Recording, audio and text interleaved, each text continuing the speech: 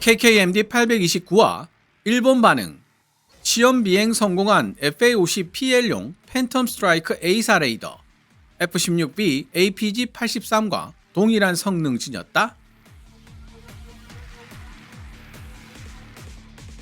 팬텀 스트라이크 A사 레이더를 탑재한 FA-50PL, 즉 FA-50 블락 20의 초도 비행은 2025년 11월로 예정되어 있으며 작업 일정에 큰 지연이 발생하지 않는 한 2028년까지 32대 모두가 인도될 예정이다. 2025년 5월 12일 일본 군사 전문지 항공만능론 GF가 보도한 내용입니다. 2024년 9월 사용할 무장이 없는 전투기도 아닌 전투훈련기를 샀다는 폴란드 투스크 정부의 무책임한 발언으로 인해 FA-50은 때 아닌 몸살을 겪었던 적이 있습니다. 폴란드와 군사적 대치 관계에 있는 러시아의 군사 매체들은 무장이 빈약한 FA-50보다 러시아산 미그-29가 훨씬 더 좋은 전투기라며 불난집에 부채질을 했었고요. 이런 상황에서 FA-50PL, 즉 FA-50 블락 20에 탑재될 A사 레이더 팬텀 스트라이크가 테스트베드 항공기를 통한 실전 테스트에서 만족스러운 결과를 보였다는 기사가 게재된 것입니다. 더구나 일본 군사 전문 블로그 항공만능론 GF는 기사를 통해 항공만능론 GF를 구독하는 일본 밀리터리 매니아라면 FA-50PL에 대한 비판은 전혀 근거가 없다는 사실을 이미 잘 알고 있을 것이기에 이런 가짜뉴스에 결코 속지 않으리라 믿는다 라는 언급을 하고 있습니다. 항공만능론 GF는 왜 이런 말을 하고 있는 것일까요? 2025년 5월 12일 항공만능론 GF가 게재한 칼럼을 번역해 본 뒤 제 생각을 말씀드려 보도록 하겠습니다. 항공만능론 GF 기사는 노란색 글자로 제 개인적인 생각이나 역주는 하얀색 글자로 표시됩니다. 폴란드 공군용으로 만들어지고 있는 FA-50PL에는 별도의 냉각 장치가 필요 없는 공냉식 A사 레이더인 팬텀 스트라이크가 장착되는 것으로 확정되어 있다.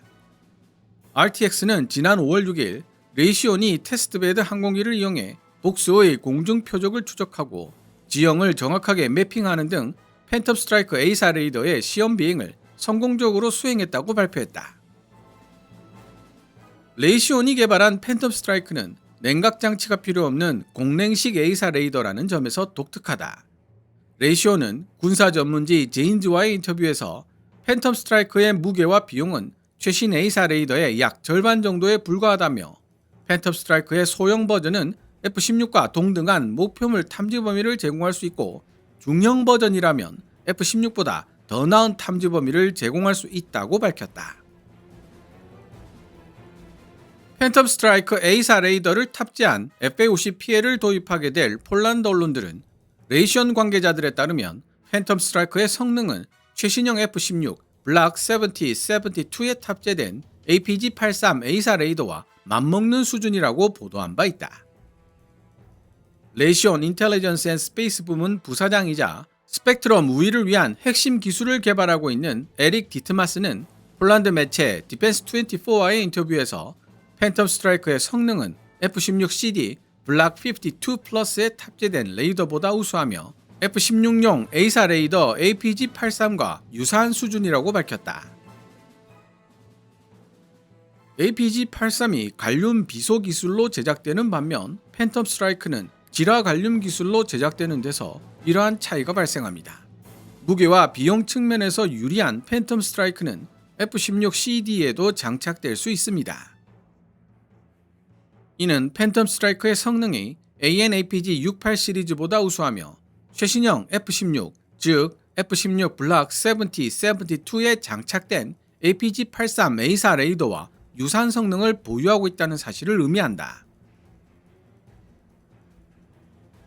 레이시온은 그 밖에도 팬텀 스트라이크 판매에는 해외 군사 판매, FMS 절차가 필요하지 않고 다른 A사 레이더는 불가능한 기술 이전 및 국산화를 지원할 수 있으며 기계적 구동부를 줄이고 공냉 시스템을 도입하여 고장이 획기적으로 줄어들었을 뿐만 아니라 유지 보수 또한 용이하다고 주장한다.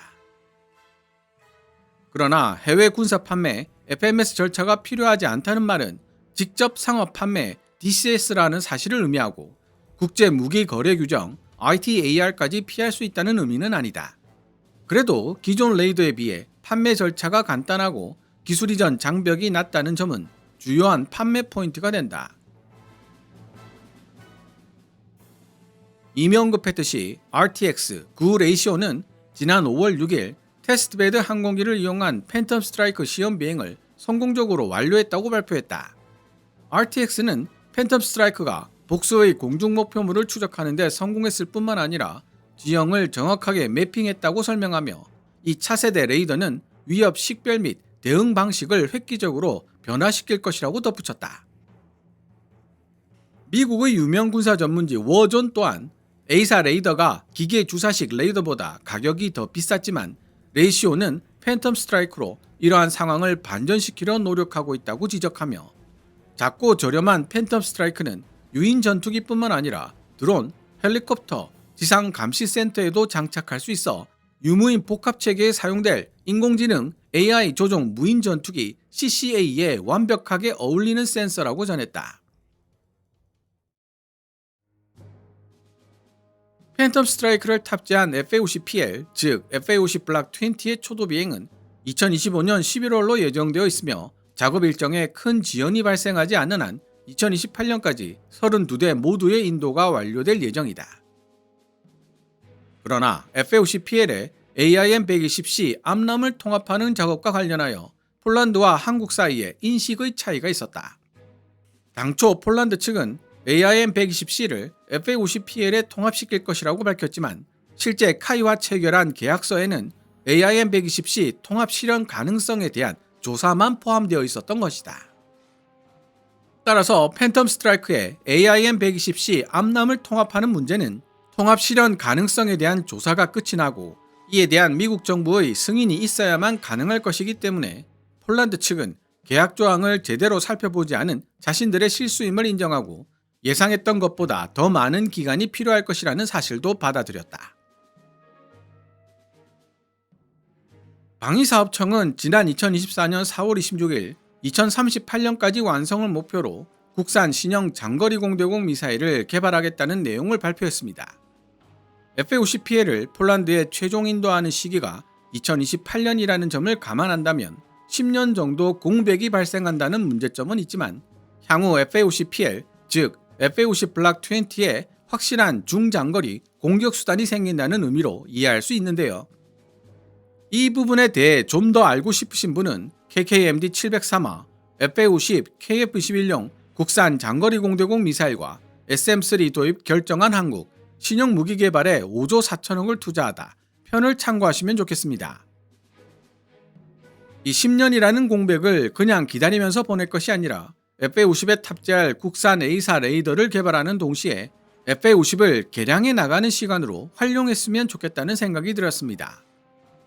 10년 후인 2035년이 되면 많은 변화가 생길 것으로 예상되는데요. 우선 한국형 F414 엔진이 출시될 시기와 근접해 있고 차세대 공중전투체계 낙스와 관련하여 2035년 즈음이면 거리, 속도, 방향에 기반한 회피 기동을 제한할 수 있을 정도의 인공지능이 FA-50, KF-21 같은 한국형 전투기에 통합될 수 있을 것으로 예상되고 있습니다. KKMD 824화 대한민국 중동과 손잡고 6세대 전투기 경쟁 참여를 공식 선언하다 편에서 좀 더 자세한 내용을 찾아보실 수 있습니다. 따라서 10년 후 강력한 한국형 F414 엔진과 국산 A사 레이더를 장착하고 미티어급 국산 신형 장거리 공대공 미사일을 통합하고 있을 뿐만 아니라 인공지능 카일로시 유무인 복합 체계를 실현시켜주는 FA-50이 등장할지도 모른다는 의미입니다. 물론 로우급 기체인 FA-50에 지나친 투자를 하는 것이 아니냐라는 의문이 제기될 수도 있겠지만 KF-21 보라매의 부담을 덜어줄 로우급 기체는 앞으로도 계속 필요할 것이라는 사실과 이런 로우급 기체를 해외에서 도입하는 것은 말도 되지 않는 일이라는 사실에 반대하는 사람은 찾아보기 힘들 것입니다. 그러니 조 단위의 개발비를 투자해서 만든 국산 로우급 플랫폼인 FA-50을 가능한 오랫동안 최대한 유용하게 써먹어야 할 당위성을 바로 이런 부분에서 찾아볼 수 있지 않을까요?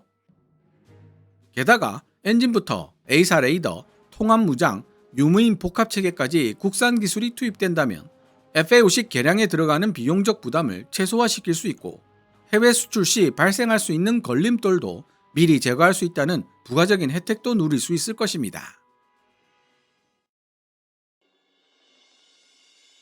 폴란드 국내에서 제기된 FA50PL에 대한 비판은 실제 성능 차원의 문제라기보다는 이전 정부에 대한 공격의 맥락에서 제기된 것들이 대부분이다. 투스크 정부의 강요들 중 일부는 FA50 계약에 사용할 무장이 포함되지 않았다거나 전투기가 아닌 전투훈련기를 구매했다라고 비판하기도 했었다. 그러나 폴란드 군사 매체들은 전투기를 구매하는 계약을 체결할 때 반드시 무기를 세트로 구매하는 것은 아니라고 언급하며 사용할 무기에 대한 계약은 전투기 구매 계약과 별도로 체결될 수도 있다고 지적한다. 실제로 폴란드 공군이 운용하는 F-16CD에 장착되는 장거리 공대지 미사일 제즘과 제즘 ER 도입 계약도 전투기 구매 주문과는 별도로 체결되었고 FA50에 장착되는 단거리 공대공 미사일 AIM-9LM과 항공폭탄, 기총탄을 구매하는 계약도 이와 마찬가지라고 설명하는 동시에 폴란드 군사 매체들은 FA50PL도 향후 AIM-9X로 무장하게 될 것이라고 이야기하고 있지만 일반 대중들이 이러한 설명을 얼마나 이해할 수 있을지는 명확하지 않다. 비판을 위한 비판을 하는 사람들에게 있어 무기가 포함되지 않은 계약에 속았다는 식의 발언은 제대로 된 관심을 가지지 못한 일반 대중들을 쉽게 현혹시키는 수단이 될 수 있고 더구나 이런 종류의 가짜뉴스들은 소셜미디어, SNS 매체들과 연동되어 빠르게 확산된다는 특징이 있다. 하지만 항공만능론 GF를 찾는 일본 밀리터리 매니아라면 FA50PL에 대한 비판은 전혀 근거가 없다는 사실을 이미 잘 알고 있을 것이기에 이런 가짜뉴스에 결코 속지 않으리라 믿는다. 참고로 한국의 LIG 넥스1은 팬텀 스트라이크와 동일한 공랭식 A사 레이더이면서 송수신 모듈을 500개 이상 탑재한 ESR-500A를 개발 중이다. LIG 넥스1은 작년 말 네덜란드 국립항공우주기술연구소와 협력하여 비행 테스트에 착수했다고 발표한 바 있으며 FA50의 해외 수출 및 성능 개량의 자유를 보장하기 위해 팬텀 스트라이크를 대체할 수 있는 국산 모델을 확보할 계획이라고 밝혔다.